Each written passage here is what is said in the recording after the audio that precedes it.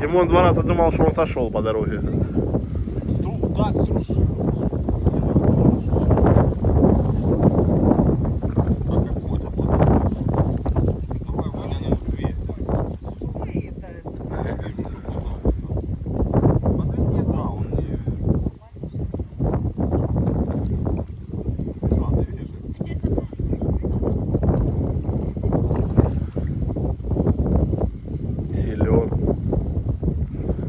Силен.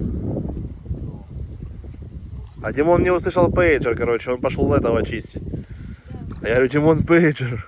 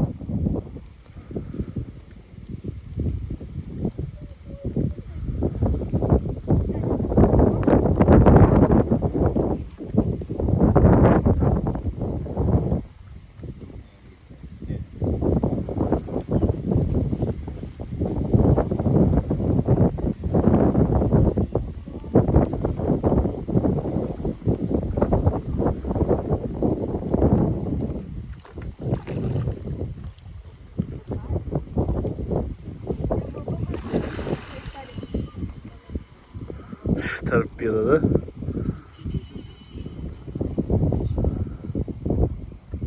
Сразу метров 20, да?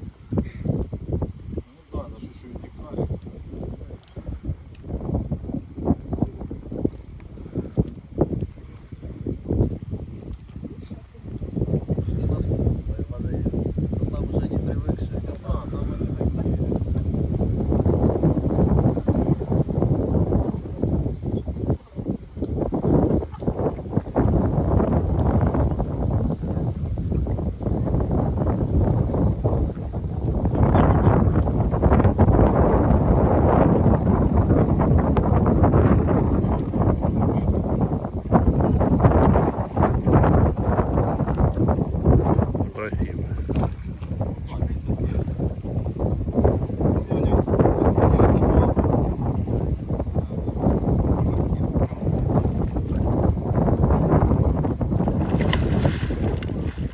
Да, я думаю, что есть там 10.